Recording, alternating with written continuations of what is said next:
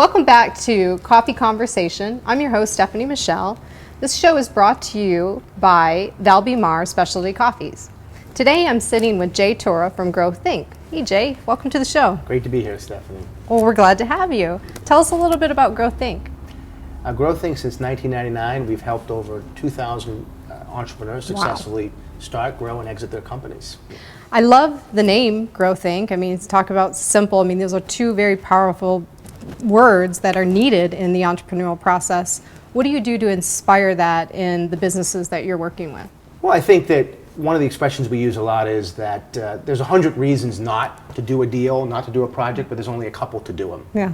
And it's relatively easy to identify all the reasons not to do something, but to hone down and refine the reasons to do it and make it probable that it can get done, that's the beauty and the brilliance of entrepreneurship. So we help our clients focus on the reasons of how things can work. That's perfect. Talk to me a little bit about collaboration. I know collaboration in the entrepreneurial process is super important, you know, building the right team that's going to take that idea to the marketplace. How do you work with a client to inspire that?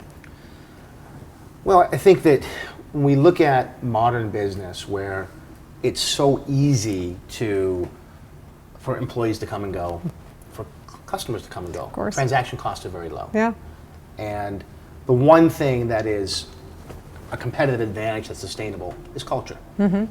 And great company cultures are ones that, you know, the whole is greater than the sum of the parts. Mm-hmm. And one of the beauties of the internet is that we can see some of the best cultures of companies, the Southwest Airlines, the Zappos of the world, so that they share all the best aspects of them. I mean, Zappos, you can go take a tour of their facility in Las Vegas, and to take those best practices and model them is a great way to make them your own, but model some of the best practices of a lot of other companies that have very effective collaborative company cultures. Yeah, it's very relational, really. You know, the best companies, I mean, if you read Tony Hsieh's book, Zappos founder, he's really talking about caring. You know, he's really talking about caring about each employee and that they have some sort of ownership in their position. And you don't see a lot of businesses that take that step to say, yeah, we're going to let our people be happy. Tony Hsieh is such a great role model in terms of the values that he stands for and the fact he's running an incredibly successful company. And that, on one level, what are they doing? They're selling shoes over the internet.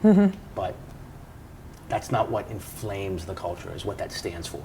It's that wow service and what that represents, and the relationship of those in Zappos with each other, with the organization. That's with the customers. With the customers. All of that is it's a relationships. It's a series of relationships that's inspirational. It's what people want out of their lives. You know, far more than simply a job and benefits. That's what they're looking for. And when you give them that, you get their best work, and the companies, they become successful. Absolutely.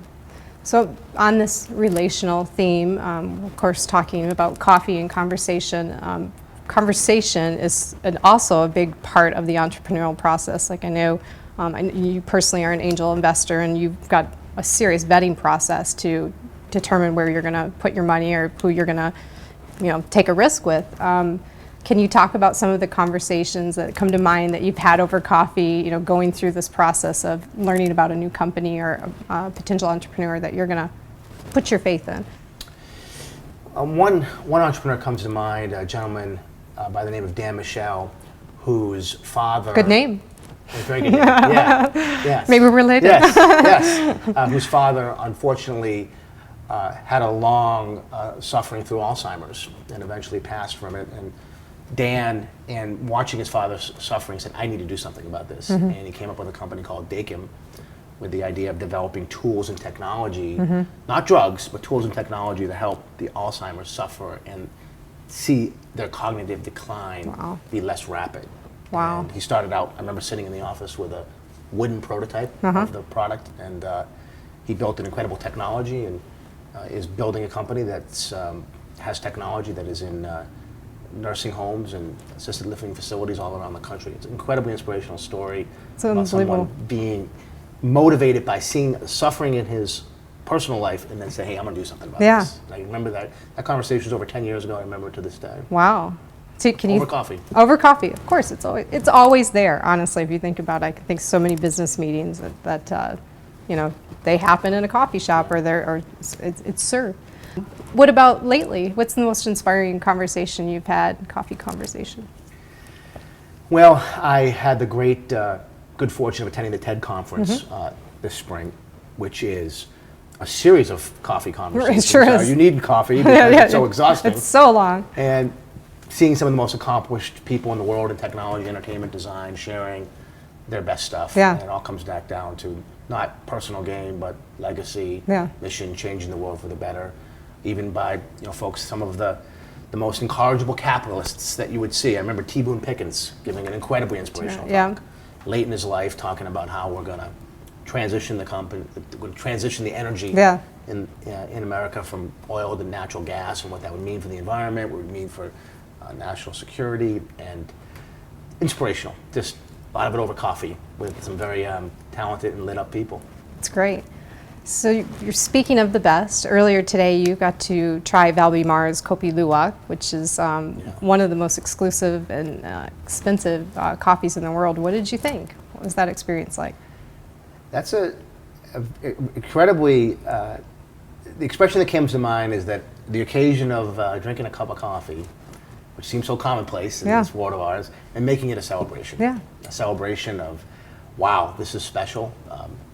Because of the whole history and the connection with the environment, with the people, and a way of life around the world. So it's memorable, very memorable. And a great cup of coffee too. Yeah, it's so, I love watching them brew it because it really almost prepares you for the conversation or the fellowship that you're about to have with people. And I love that ValBeMar is really trying to bring that to American culture because we're so used to going into a coffee shop, taking it on the go, and running around in our busy lives, where we really all would benefit quite a lot from just slowing down. But there's a lot to this what this little cup can do.